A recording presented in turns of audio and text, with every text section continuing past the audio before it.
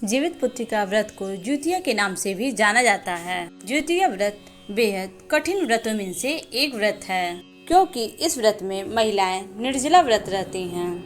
माताएं अपने पुत्र की लंबी आयु, संतान प्राप्ति एवं उनकी धन ऐश्वर्य की वृद्धि के लिए यह व्रत करती हैं। हर साल अश्विन मास के कृष्ण पक्ष की अष्टमी तिथि को जीवित पुत्रिका व्रत करने का विधान है। आइए जानते हैं ज्योतिया व्रत की सही तिथि और उनके महत्व के बारे में। अश्विन मास के कृष्ण पक्ष की अष्टमी तिथि की शुरुआत 24 सितंबर को दोपहर 12:38 पर होगी। 25 सितंबर को दोपहर 12:10 पर अष्टमी तिथि की समाप्ति हो जाएगी। उदया तिथि के अनुसार द्वितीय का व्रत 25 सितंबर 2024 को रखा जाएगा। इसका पारण 26 सितंबर सूर्योदय के बाद किया जाएगा। द्वितीय व्रत में एक दिन पहले व्रत के नहाए खाए होता है। इस दिन भरपूर मात्रा में पानी वाले फलों का सेवन करें। इसके बाद अगले दिन व्रती को स्नान ध्यान करने के बाद प्रदोष काल में यानी शाम के समय में गाय के गोबर से पूजा स्थल को लीपकर साफ सुथरा करके इसके बाद वहां पर एक छोटा सा तालाब बना ले। तालाब के पास एक पाकड़ का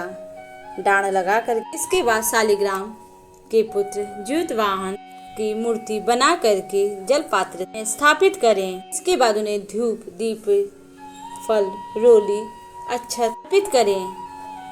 इसके बाद मिट्टी से चील और सियार की मूर्ति बनाएं और उन्हें लाल टीके या पीले टीके से टीक दें। इसके बाद ज्योतिया व्रत की कथा का श्रवण करें और उसके बाद अगले दिन 26 सितंबर को स्नान आदि करने के बाद पूजन करें और सूर्योदय के व्रत का पारण करें। आइए अब सुनते हैं ज्योतिया व्रत की कथा। प्राचीन समय में नैमी साधारण निवासियों के ऋषियों ने संसार के कल्याण के सूत जी से पूछा, सूत जी कराल काली के लोगों के बाल किस तरह से दीर्घायु होंगे, तो कहिए। सूत जी ने कहा, जब द्वापर का अंत और कलयुग का आरंभ हुआ था, उसी समय बहुत कुल शोका स्त्रियों ने अपने में सलाह की, क्या इस कली में माता के जीवित रहते ही पुत्र मर जाएंगे। जब वह आपस में निर्णय कुछ नहीं कर सकी, गौतम जी के पास पूछने के लिए गयी। उनके पास पहुंची तो उस समय गौतम जी आनंद से बैठे हुए थे। उनके सामने जाकर मस्तक झुकाकर उन्हें प्रणाम किया। तत्पश्चात स्त्रियों ने पूछा, हे प्रभु, इस कलयुग में स्त्रियों के पुत्र किस तरह से जीवित रहेंगे? इसके लिए कोई व्रत या तप हो तो हमें स्वयं बताएं। इस तरह उनकी बात सुनकर गौतम जी बोले, आपसे मैं वही बात कहूँगा जो मैंने पहले से सुन चुका हूँ। गौतम जी ने कहा, जब महाभारत का युद्ध हो गया और द्रोणपुत्र अश्वत्थामा के द्वारा अपने बेटे को मरा हुआ देखकर पांडव बड़े दुखी हुए, तो पुत्र के शोक से व्याकुल होकर द्रौपदी अपने सखियों के साथ ब्राह्मण से धौम्य के गयी और उन्होंने धौम्य से कहा, ऋषिवेंद्र, कौन से उपाय करने से बच्चे दीर्घायु हो सकते हैं, यह आप कृपा करके ठीक से हमें विस्तार पूर्वक बताइए। धौम्य बोले, सतयुग में सत्य वचन बोलने वाला, सत्य आचरण करने वाला समदर्शी जिमुतवाहन नामक एक राजा था।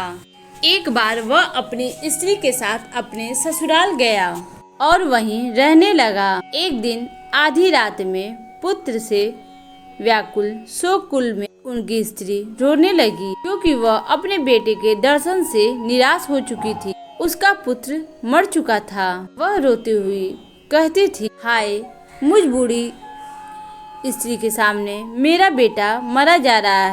उसका विलाप सुन करके राजा जिमुतवाहन का हृदय विदृढ़ हो गया। वह तत्काल उस स्त्री के पास गए और पूछे, तुम्हारा बेटा कैसे मरा है? बूढ़ी ने कहा, गरुड़ प्रतिदिन आकर लड़कों को खा जाता है। इस पर दयालु राजा ने कहा, माता, अब तुम रो मत, आनंद से बैठो, मैं तुम्हारे बच्चे को बचाने के लिए यत्न करता हूँ। ऐसा कहकर राजा उस स्थान पर गया जहाँ गरुड़ आकर प्रतिदिन आकर वहाँ पे मांस खाता था। उसी समय गरुड़ भी आकर उस पर टूट पड़ा और मांस खाने लगा। तो अति तेजस्वी गरुड़ ने राजा का बायां अंग खा लिया, तो झटपट राजा ने अपना दाहिना अंग फेर कर गरुड़ के सामने कर दिया। देखकर गरुड़ जी ने कहा, तुम कोई देवता हो या फिर कौन हो?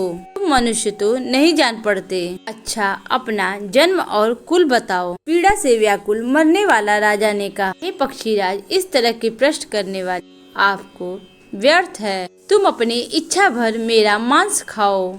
यह सुनकर गरुड़ रुक गए। बड़े आदर से राजा के जन्म कुल पूछने लगे। राजा ने कहा, मेरी माता का नाम है सैव्या और मेरे पिता का नाम शालिवाहन है। सूर्य वंश में मेरा जन्म हुआ है और जीमूतवाहन मेरा नाम है। राजा की दयालुता देखकर गरुड़ ने कहा, हे महाभाग, तुम्हारे मन में जो विलासा हो वह मांगो।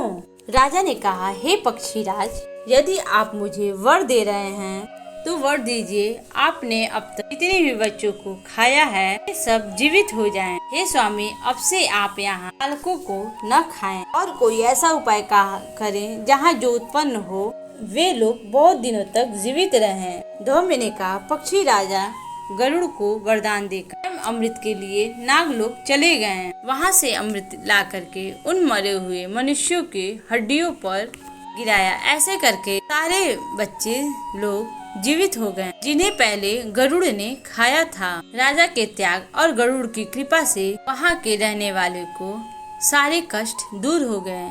उस समय राजा के शरीर की शोभा दुगनी हो गई थी। राजा की दयालुता देखकर गरुड़ ने फिर से कहा, मैं संसार के कल्याणनाथ एक और वरदान दूंगा। आज अश्विन मास की कृष्ण सप्तमी से रही वो अष्टमी तिथि है। आज ही तुम यहाँ की प्रजा को जीवित किया है। हे वत्स, अब से यह दिन ब्रह्म भाव हो जो मूर्ति भेद विविध नामों से विख्यात है। वही त्रिलोक से दुर्गा अमृत प्राप्त करने में जीवित पुत्रिका कहलाई है।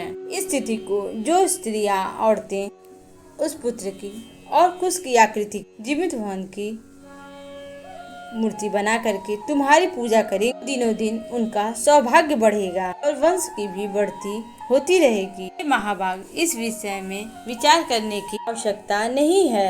हे राजन, सप्तमी से रहित उद्या तिथि की अष्टमी को व्रत करें, यानी सप्तमी विद अष्टमी जिस दिन हो को व्रत करें और नवमी में पारण करें। यदि इस पर ध्यान नहीं दिया तो फल नष्ट हो जाएंगे, सौभाग्य भी अवश्य नष्ट हो जाएगा।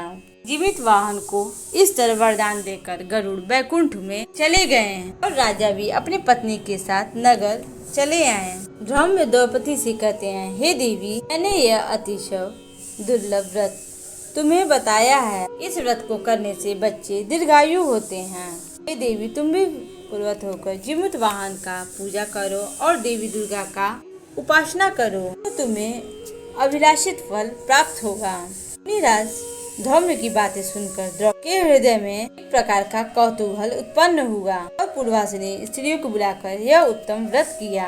गौतम ने कहा, यह व्रत के प्रभाव से किसी एक चिल्ली ने भी सुन लिया और अपनी सखी सियारिन को बताया। इस प्रकार उस चिल्ली ने पीपल वृक्ष की शाखा पे बैठकर उसी वृक्ष की खोते में बैठ के सियारिन भी यह दोनों व्रत किया। फिर वही चिल्ली ने किसी ब्राह्मण से यह कथा सुनाई और पीपल के वृक्ष के नीचे खोते में बैठे अपने सखी को भी सुनाया।